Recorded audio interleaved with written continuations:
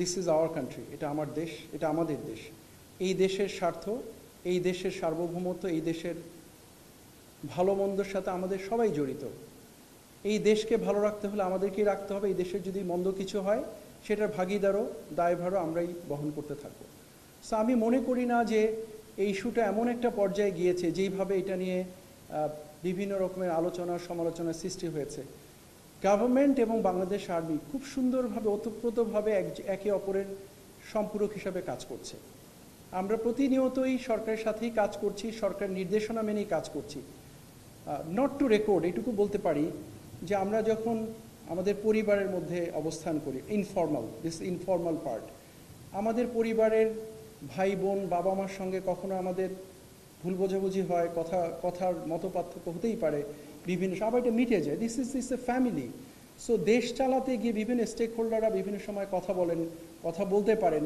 এইটা নিয়ে এত মানে আমরা যেইভাবে চিন্তা করছি, সরকারের সাথে সেনাবাহিনীর বিশাল মতপার্থক্য হয়েছে, বিভেদ হয়েছে, যেটা দেখছি মিডিয়াতে, let us not interpret in this manner. এরকম আসলেই কিছু হয়নি। সরকার এবং সেনাবাহিনী খুব সুন্দরভাবে একে অপরের সহযোগিতায় কাজ করছে। সো এইটা নিয়ে মিস ইন্টারপ্রেট করার কোনো সুযোগ নেই। করিডোর ইস্যুটা অত্যন্ত স্পর্শকাতর, এটা নিয়ে বিভিন্ন রকম কথা হয়েছে। নট টু মিস ইন্টারপ্রেট, আমি যখন বাংলাদেশ মিয়ানমার বর্ডার ইস্যু নিয়ে আর্টসা আরএসও নিয়ে কথা বলেছি, আমি কিন্তু করিডোর শব্দটা একবারও বলিনি, বলেছি আমি আপনাদেরকে, because that is a separate issue. Corridor is a separate issue.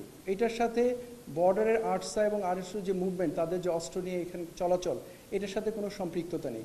So আমি যদি সামারি করি, এটুকু বলবো যে let us think very simple, অনেক কমপ্লিকেটেড না চিন্তা করে আমরা যেন এটাকে এমনভাবে না দেখি যে সরকার সেনাবাহিনী ভিন্ন ভিন্ন চিন্তা করছে বা একে অপরের বিপরীতে দাঁড়িয়ে আছে।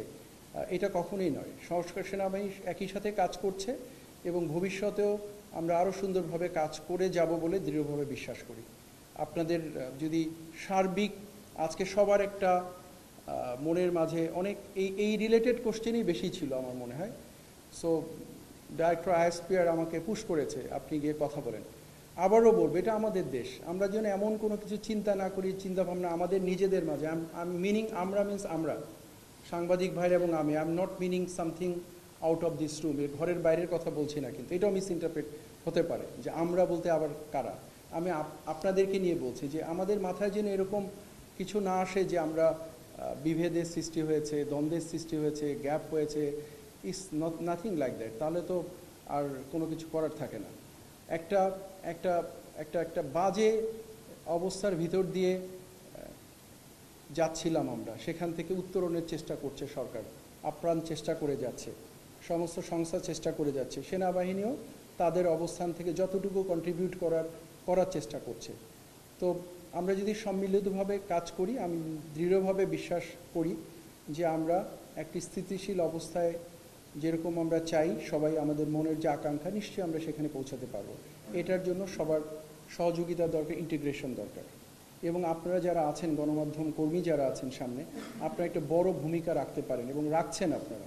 আপনাদেরকে অনুরোধ করবো, এই দেশের এই একটা ভিন্ন রকম পরিস্থিতির মধ্য দিয়ে আমরা যেন এটা মাথায় রাখি যে দিস ইজ নাথিং।